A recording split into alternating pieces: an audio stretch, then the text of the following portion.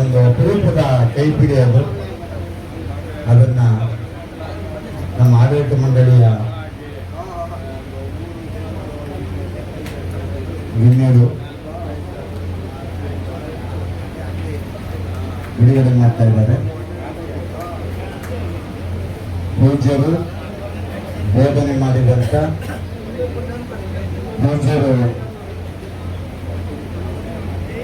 ಪೂಜ್ಯರು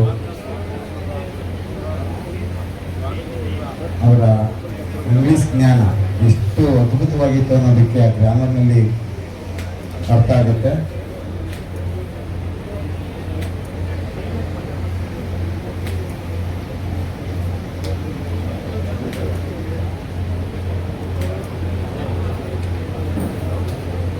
ಧನ್ಯವಾದಗಳು.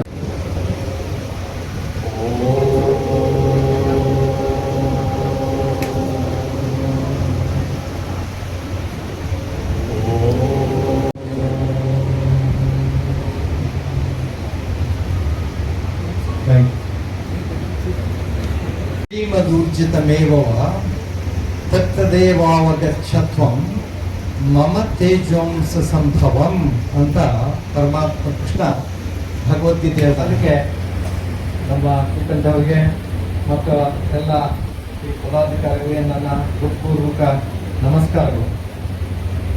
ಪೂಜ್ಯ ಕರಿಯಪ್ಪನವರ ಜೀವನ ಚರಿತ್ರೆ ಸಣ್ಣದಾಗಿದೆ. ಅದರಲ್ಲಿ 2-3 PhD ಮಾಡ್ಬೋದು ಅನ್ಸುತ್ತೆ ನನಗೆ. ಅವ್ರ ಪುಸ್ತಕ ಓದ್ದೆ ನಾನು, ತ್ಯಾಗಿ ಯೋಗಿ ಅಂತ. ಆ ಪುಸ್ತಕ ಓದ್ಮೇಲೆ ನನಗೆ ಅನಿಸ್ತು, ಯದ್ಯದ್ವಿಭೂತಿ ಮತ್ಸರ್ವಂ ಅಂದ್ರೆ ಎಲ್ಲೆಲ್ಲಿ ಈ ಪ್ರಪಂಚವೇ ಪರಮಾತ್ಮನ ಸ್ವರೂಪ. ಪರಮಾತ್ಮ ಸ್ವರೂಪ, ನೀವೆಲ್ಲರೂ ದೇವ ಸ್ವರೂಪನೇ, ನೀವೆಲ್ಲರೂ ದೇವ ಸ್ವರೂಪ. ಆದ್ರೆ ಕರಿಯಪ್ಪನವರು ಅದ್ಭುತವಾದ ಸ್ವರೂಪ. ಯಾಕೆ, ಏನ್ ಅದ್ಭುತ ಅಂದ್ರೆ ಹಿಮಾಲಯ ಅಂದ್ರೆ ಅದ್ಭುತ. ಪ್ರಪಂಚದಲ್ಲಿ ಒಂದೇ ಒಂದು ಹಿಮಾಲಯ. ತಾಜ್ ಮಹಲ್ ಅಂದ್ರೆ ಅದ್ಭುತ, ಒಂದೇ ಒಂದು. ಅದೇ ರೀತಿ ಕರ್ನಾಟಕದಲ್ಲಿ, ಅದರಲ್ಲೂ ಕನಕಪುರದಲ್ಲಿ ಯಾರಾದ್ರೂ ಕರಿಯಪ್ಪನವ್ರ ವಿಷಯ ಕೇಳಿಲ್ಲ ಅಂತಂದ್ರೆ ಅವರು ಈ ದೇಶದಲ್ಲಿ ಹುಟ್ಟಿಲ್ಲ, ಅದು ಈ ರಾಜ್ಯದಲ್ಲಿ ಬದುಕಿಲ್ಲ ಅಂತ ಅದ್ಭುತವಾದ ತಪಸ್ವಿ, ತ್ಯಾಗಿ, ಯೋಗಿ, ವಿದ್ಯಾಸಂಸ್ಥೆಗಳ ತಪಸ್ವಿ, ಎಂಥ ಅದ್ಭುತವಾದ ತಪಸ್ವಿ ಅನ್ನೋದನ್ನ ಶ್ರೀಕೃಷ್ಣ ಹೇಳಿದ. ಇದನ್ನೇ ಯಾರು ಎಲ್ಲಿ ಎಲ್ಲರಿಗೂ ಅದ್ಭುತ ಈ ಕೆಲಸ ಸಾಧ್ಯನಾ ಅನ್ನೋದನ್ನ ಸಾಧ್ಯ ಮಾಡಿ ತೋರಿಸಿರುವಂತ ತಪಸ್ವಿ ಕರಿಯಪ್ಪನವರು. ಅಂಥ ಹೇಗೆ ತ್ಯಾಗಿ ಅಂತ ಹೇಳ್ಬೋದು ಅವ್ರನ್ನ. BA ಪದವಿ ಪಡೆದು ಆ ಕಾಲದಲ್ಲಿ ಎಂಥ ಅದ್ಭುತವಾದ ಕೆಲಸ. ಬ್ರಿಟಿಷ್ ಅವರು ಬೇಕಾದ್ರೆ ಸೆಕ್ರೆಟರಿ ಆಗಿ ನನ್ನ ಪಕ್ಕದಲ್ಲಿ ಅಂತ ದೊಡ್ಡ ಸಂಬಳ ಕೊಟ್ಟು, ದೊಡ್ಡ ಕಾರ್ ಕೊಟ್ಟು, ದೊಡ್ಡ ಮನೆ ಕೊಡೋದು ಬೇಡ ಅಂತಂದ್ರು. ಅದು ತ್ಯಾಗಿ. ಮನೆಯಲ್ಲಿ ಮದುವೆ ಆಗಬೇಕು, ಆ ತಂದೆ ತಾಯಿ ಇಷ್ಟಪಟ್ಟರು, ನನ್ನ ಮಗ ಒಳ್ಳೆ ಬುದ್ಧಿವಂತ ಎಜುಕೇಟೆಡ್ ಆಗಿದ್ದಾನೆ, ದೊಡ್ಡ ಆಫೀಸರ್ ಆಗ್ಬೋದು ಅಂತ ಅವ್ರ ಭಾವನೆ. ಬೇಡ, ತ್ಯಾಗ. ಮಿನಿಸ್ಟರ್ ಆಗಿ ಅಂತ ಚೀಫ್ ಮಿನಿಸ್ಟರ್ಗಳು ಕರೆದ್ರು, ಬೇಡ ಅಂತ ಹೇಳಿ. ಹನುಮಂತಯ್ಯನವರು ಕರೆದ್ರಂತೆ, ಏನಪ್ಪಾ ನೀನು ಅಲ್ಲಿ ಸ್ಕೂಲ್ ಕಟ್ತಾ ಇದೆಯಾ, ಗೌರ್ಮೆಂಟ್ ಇಂದ ಅಪ್ಲೈ ಮಾಡು, ಒಂದಷ್ಟು ಸಹಾಯ ಮಾಡೋಣ ಅಂದ್ರೆ ಬೇಡ ಅಂತಂದ್ರು. ಆ ಕಾಲದಲ್ಲಿ ಬೇಡ ಅನ್ನೋ ಭಾವನೆ ಬರೋದು ಸಾಮಾನ್ಯ ಜನ ಸಾಧ್ಯನೇ ಇಲ್ಲ. ಅದನ್ನೇ ಅವ್ರನ್ನ ತ್ಯಾಗಿ ಅಂತ ಹೇಳಿ. ನ ಕರ್ಮಣ ನ ಪ್ರಜೆಯ ನ ಧನೇನ ತ್ಯಾಗೇನೈಗೆ ಮೃತತ್ವ ಮನುಷ್ಯರು ಅಂತ ಉಪನಿಷತ್ ಹೇಳುತ್ತೆ. ಏನಾಗಂದ್ರೆ ಎಷ್ಟೇ ಕಷ್ಟಪಟ್ಟು ಕೆಲಸ ಮಾಡಿ ದುಡಿದು ಸಂಪಾದನೆ ಮಾಡಿದ್ರು ಸಂತೋಷ ಸಿಗೋ ಸಾಧ್ಯ ಇಲ್ಲ. ಎಷ್ಟೇ ಜನಸಮೂಹ ನಮ್ಮಿಂದ ಇದ್ರೂ ಸಂತೋಷ ಸಿಗಲ್ಲ. ಎಷ್ಟೇ ಯಾವ ರೀತಿಯಾದ ಪೊಸಿಷನ್ ಪವರ್ ಸಿಕ್ಕಿದ್ರು ಅದ್ರಲ್ಲಿ ಸಂತೋಷ ಸಿಗಲ್ಲ.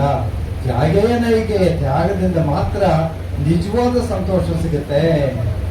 ಅಂದ್ರೆ ಅವರಲ್ಲಿ ಇದ್ದ ಅದ್ಭುತವಾದ ಆಧ್ಯಾತ್ಮಿಕ ತಿಳುವಳಿಕೆ. ಅವರು ಭಗವದ್ಗೀತೆ ಓದ್ತವ್ರು, ಹೇಳ್ತಾ ಇದ್ರು, ಸತ್ಸಂಗ ಮಾಡ್ತಾ ಇದ್ರು. ಆಗ ಸತ್ಸಂಗ ಅಂತ ಕರಿತಿರ್ಲಿಲ್ಲ, ಆದ್ರೆ ಭಜನೆ, ಭಗವದ್ಗೀತೆ ಪಠನೆ ಮಾಡಿ ಭಗವದ್ಗೀತೆಯನ್ನ ಗಾಂಧೀಜಿಯವರು ಯಾವ ರೀತಿ ಯಾವಾಗಾದ್ರೂ ತೊಂದರೆ ಬಂದ್ರೆ ಒಂದ್ ಕಡೆ ಹೋಗಿ ಸುಮ್ಮನೆ ನೋಡ್ತಾ ಇದ್ರಂತೆ. ಅಲ್ಲಿ ಏನು ಶ್ಲೋಕ ಬಂದ್ರೆ ಆ ಶ್ಲೋಕದಿಂದ ಅವ್ರಿಗೆ ಆ ತೊಂದರೆ ಪರಿಹಾರ ಆಗ್ತಿತ್ತಂತೆ. ಆ ರೀತಿಯಾದ ತಿಳುವಳಿಕೆಯನ್ನು ಗಾಂಧಿ ಅನುಯಾಯಿಗಳಾದ ಕರಿಯತ್ನವರು ಅಕ್ಷರ ಸಹ ಪಾಲಿಸಿರುವುದೇ ಅಲ್ಲ. ನಾವು ಸುಮ್ಮನೆ ನಿಮ್ಗೊಂದು ಎಕ್ಸಾಂಪಲ್ ಹೇಳ್ತೀವಿ. ಇವತ್ತು ಬ್ಯಾಂಗ್ಳೂರಲ್ಲಿ ಸುಮಾರು 500 ಸೆಂಟರ್ಗಳಿರ್ಬಹುದು, 500 ಇರ್ಬೋದು. ಬೆಳಿಗ್ಗೆ 6, 7, 7, 8ರಿಂದ ಭಗವದ್ಗೀತೆ ಉಪನಿಷತ್ ಪಾಠ ಮಾಡ್ತಾರೆ. ಸಾಯಂಕಾಲ ಅಷ್ಟೇ ಮಾಡ್ತಾರೆ. ಅಂದ್ರೆ ಬ್ಯಾಂಗ್ಳೂರು ಅದ್ಭುತವಾದ ಆಧ್ಯಾತ್ಮಿಕ ಶಕ್ತಿ ಕೇಂದ್ರ, ಧಾರ್ಮಿಕ ಶಕ್ತಿ ಕೇಂದ್ರ ಆಗಿರ್ಬೇಕು.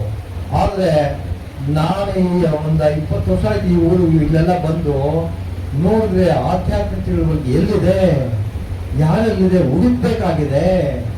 ಏನರ್ಥ? ತಿಳುವಳಿಕೆ ಭಗವದ್ಗೀತೆ ಹೇಳ್ತಾರೆ, ಕರ್ಮಣ್ಯವಾದಿಕಾರ ಮಾ ಫಲೇಶು ಕದಾಚನ. ಕರ್ಮ ಮಾಡೋದ್ರಿಂದ ನನ್ನ ಕೆಲಸ, ಅದರ ಪ್ರತಿಫಲ ನನಗೆ ಬೇಕಿಲ್ಲ ಅಂತ ಭಾವನೆ. ಅಂತ ಸದ್ಭಾವನೆಯನ್ನೇ ಪರಮಾತ್ಮನಿಗೆ ಅರ್ಪಣೆ ಮಾಡೋದು ಇವರು. ಯಾರು? ಎಲ್ಲ ಕೆಲಸನೂ ಪರಮಾತ್ಮದ್ದು. ಯಾಕೆ? he saw the whole world as presentation, manifestation of God. ದೇವರ ಪ್ರಪಂಚದಲ್ಲಿ ದೇವ್ರ ಸ್ವರೂಪನೇ. ಸೊ ಎಲ್ಲರೂ ದೇವ್ರ ಸ್ವರೂಪ ಅಂದಮೇಲೆ ಯಾರನ್ನ ಬೇರೆಯವರು ಅಂತ ಹೇಳೋದು, ಇವ್ರು ಮೇಲು, ಇವ್ರು ಕೀಳು, ಇವ್ರು ಅವರು, ಇವರು ಅನ್ನೋ ಭಾವನೆ ನಿಜವಾಗೂ ಸರಿಯಾದ ಭಾವನೆ ಅಲ್ಲ. ನನ್ನ ಅವರು ಜೀವನದ ಪೂರ್ತಿ ಎಲ್ರಿಗೂ, ನಮ್ಮೆಲ್ಲರಿಗೂ ಬರೆಯ ಸರಿಯಾದ ಉದಾಹರಣೆ. ಅಂತ ಉದಾಹರಣೆ ನಮ್ಮ ಹತ್ತಿರದಲ್ಲಿ ಇಟ್ಕೊಂಡು ನಾವು ಅವ್ರ ರೀತಿ ಬೆಳೆಯುವಂತ ಶಕ್ತಿ ಪಡ್ಕೋದೇ ಇದ್ರೆ ನಾವು ನಿಜವಾಗೂ ವಿದ್ಯಾವಂತರಾಗಿ ಏನು ಉಪಯೋಗ ಇಲ್ಲ.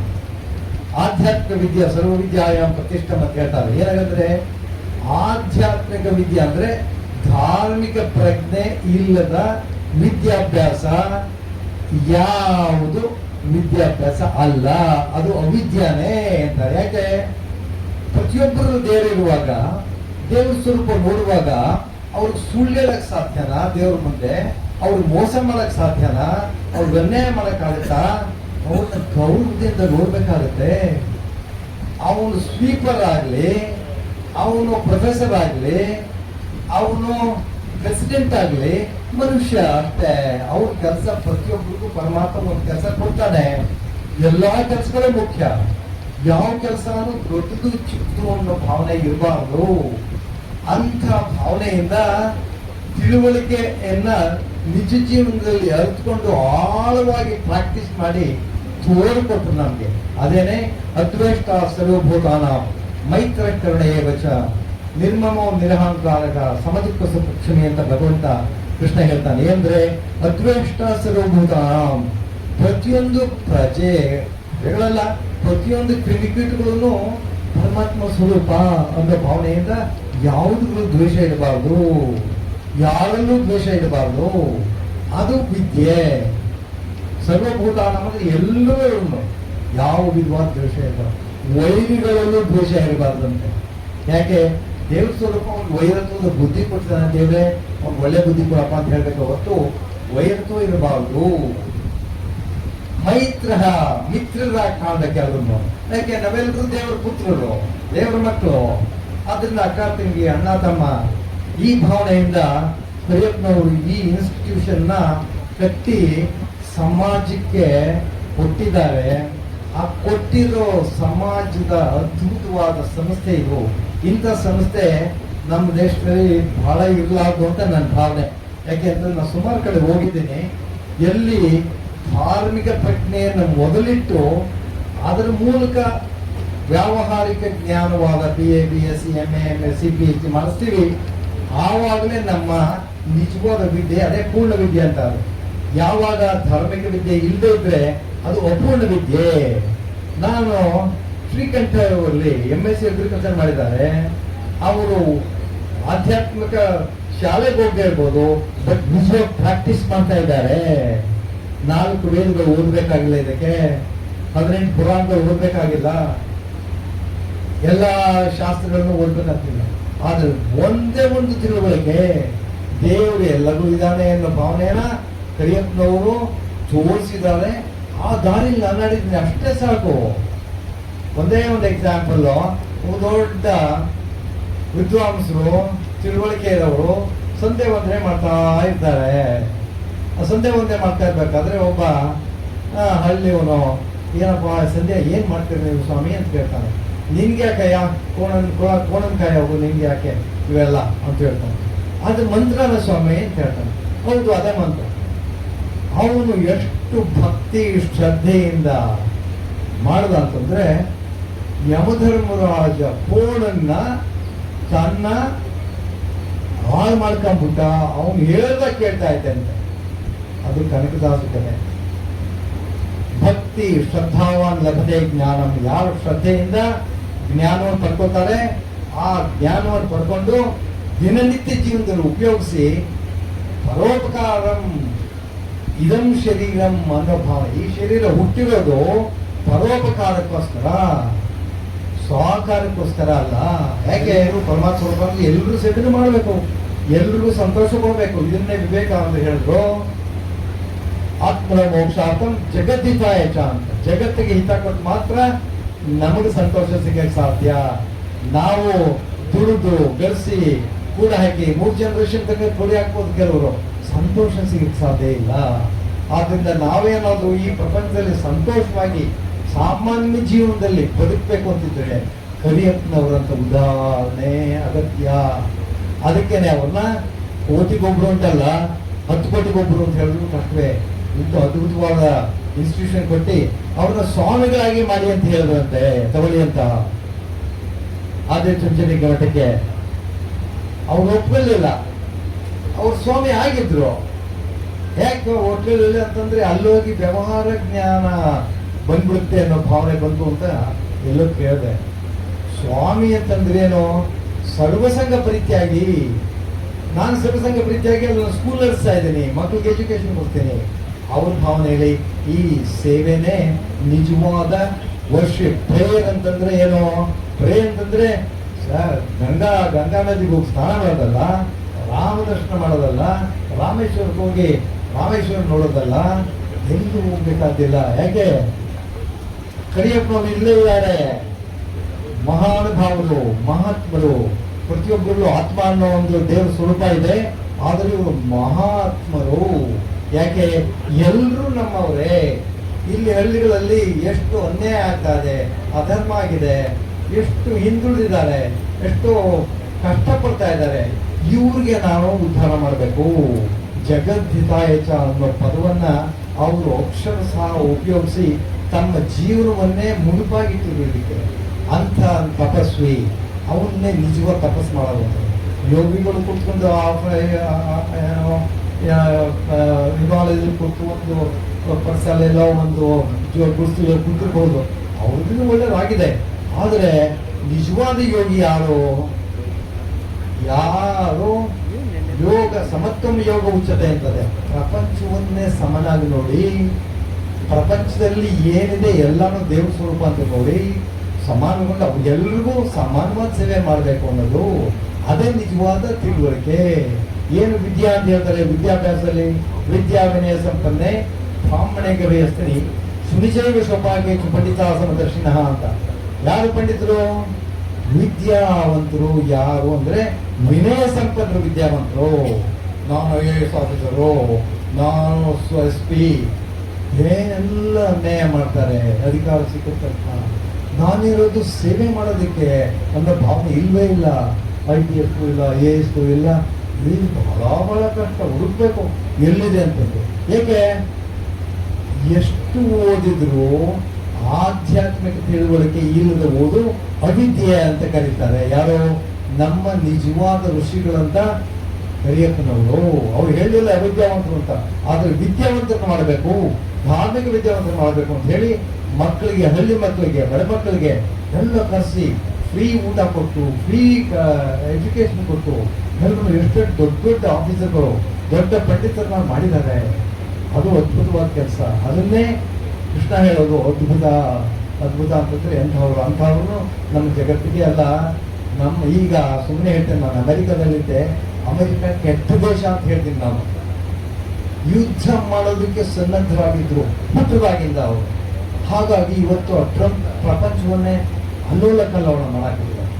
ಎದ್ದೆದ್ ವಿಭೂತಿ ಮತ್ಸರು ಶ್ರೀಮಾಂಸ ಎದ್ದೆದ್ದ ಆಚರತಿ ಶ್ರೇಷ್ಠ ತತ್ ದೈವೇತರೋ ಜನ ಸೇತ್ ಪ್ರಮಾಣ ಕುರಿತೆ ಲೋಕಸ್ಥರನ್ನು ವರ್ತತೆ ಅಂತ ಭಗವದ್ಗೀತೆ ಹೇಳ್ತಾರೆ. ಏನಂದ್ರೆ ಯಾರು ಮುಂದಾಳುಗಳು ಹೇಗಿರ್ತಾರೆ ಅವ್ರು ಹಿಂಬಾಲಕರಾಗಿರ್ತಾರೆ. ಆದ್ರಿಂದ ಮುಂದಾಳುಗಳಾದವರು ಸರಿಯಾದ ರೀತಿ ಇರಬೇಕು.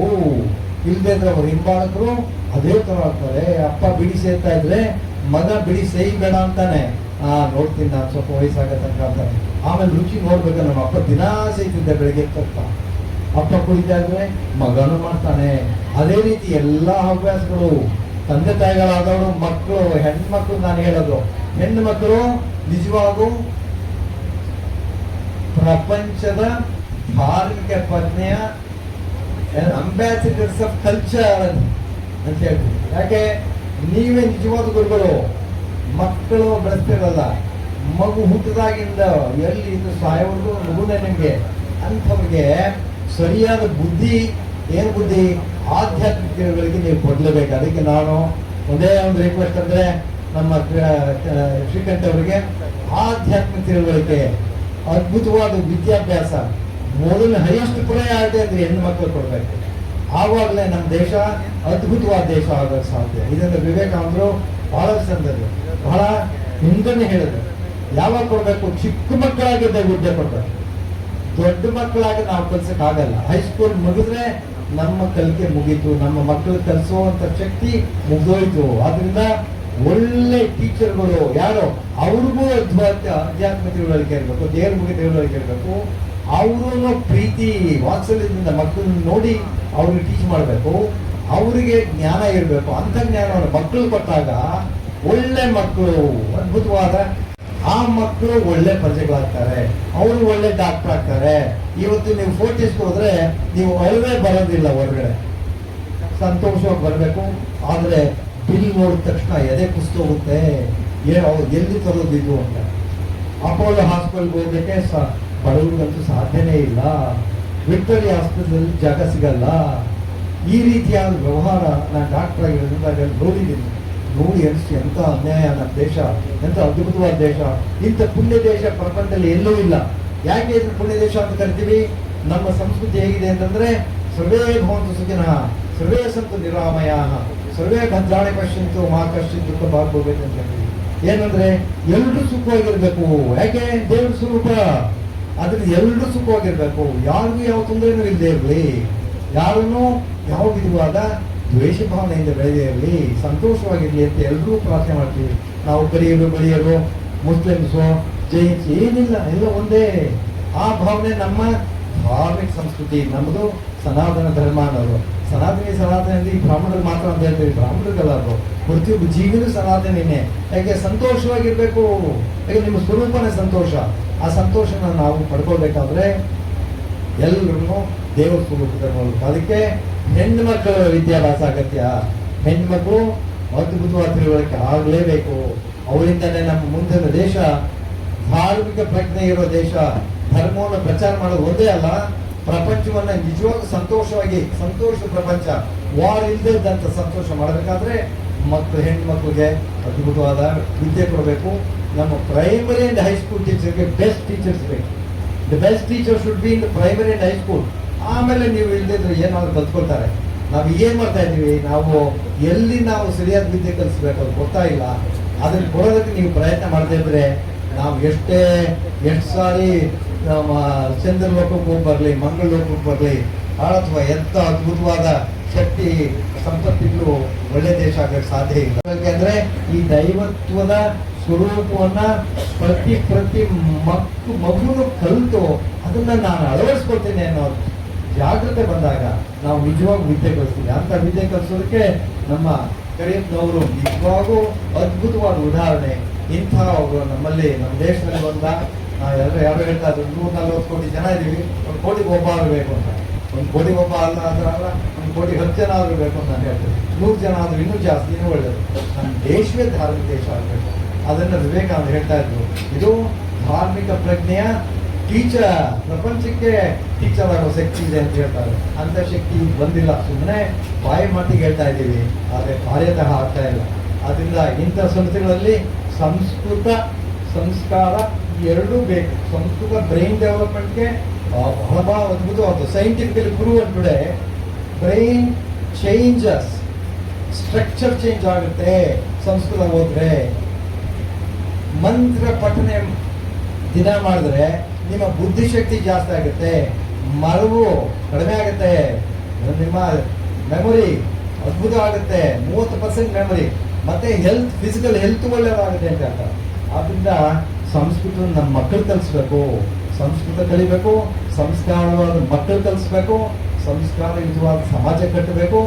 ಆವಾಗ ನಾವು ಇನ್ನೊಂದು 50-100 ವರ್ಷದಲ್ಲಿ ಸಂಸ್ಕಾರ ಶಕ್ತಿಯುತವಾದ ಧಾರ್ಮಿಕ ದೇಶ ಭಾರತ ಆಗುತ್ತೆ. ಭಾರತ ಅಂತಂದ್ರೆ ಭವ್ಯವಾದ ನೇಮ. ಭಾ ಅಂದ್ರೆ ಬೆಳಕು, ರಥ ಅಂತಂದ್ರೆ ಯಾರು ಬೆಳಕಿನಲ್ಲಿ ತಿರುಗಾಡ್ತಾ ಇರೋರು. ಎಂಥ ಬೆಳಕು? ಆಧ್ಯಾತ್ಮಿಕ ತಿಳುವಳಿಕೆ ಬೆಳಕು. ಏನ್ ತಿಳುವಳಿಕೆ? ಎಲ್ಲರಿಗೂ ತಿರುಗಿದಾನೆ, ಎಲ್ರಿಗೂ ಪ್ರೀತಿ ನೋಡ್ಬೇಕು, ಎಲ್ರಿಗೂ ಸೇವೆ ಮಾಡಬೇಕು, ಎಲ್ರಿಗೂ ನಾವು ಸಂತೋಷ ಕೊಡಬೇಕು. ಆ ಭಾವನೆಯಿಂದ ನಾವು ಬೆಳೆಸುವಂತ ಮಕ್ಕಳು ಬೆಳೆಸಿ ನಮ್ಮ ದೇಶವನ್ನ ಆ ಕಡೆಗೆ ಕರೆಯತ್ನ ಆಶೀರ್ವಾದದಿಂದ ನಾವೆಲ್ಲ ಪ್ರಯತ್ನ ಮಾಡಿ ಆ ದಿಕ್ಕಿನ ಕರೆಯೋದಕ್ಕೆ ಹೋಗೋದಕ್ಕೆ ಪ್ರಯತ್ನ ಮಾಡೋಣ. ನಿಮ್ಮ ಮುಂದೆ ನನಗೆ ಇಷ್ಟೊತ್ತು ಮಾತಾಡೋದ ಅಂತ ಅವಕಾಶ ಮಾಡಿಕೊಟ್ಟ ಶ್ರೀಕಂಠ ಅವರಿಗೆ ಮತ್ತು ಎಲ್ಲ ಕಾರ್ಯಕ್ರಮ ಸಮಿತಿಗಳಿಗೆ, ಮುಖ್ಯವಾಗಿ ನಮ್ಮ ಪ್ರಿನ್ಸಿಪಾಲ್ ಅವರು ನಮ್ಮ ಬಗ್ಗೆ ಬಹಳವಾಗಿ ಏನು ಹೇಳಿದ್ರು ಅದೆಲ್ಲ ದೈವಾನುಗ್ರಹ ಇತ್ತು. ದೇವರ ಅನುಗ್ರಹ ಇಲ್ಲ ಏನು ಕೆಲಸ ಆಗಲ್ಲ, ನಾವು ಏನು ಮಾಡೋಕ್ಕಾಗಲ್ಲ.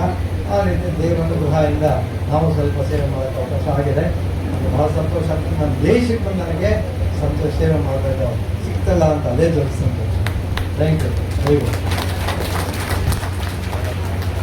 ಧನ್ಯವಾದಗಳು ಸರ್. ನಾಗರಾಜ್ ಸರ್ ಅವರ ಗಮನಕ್ಕೆ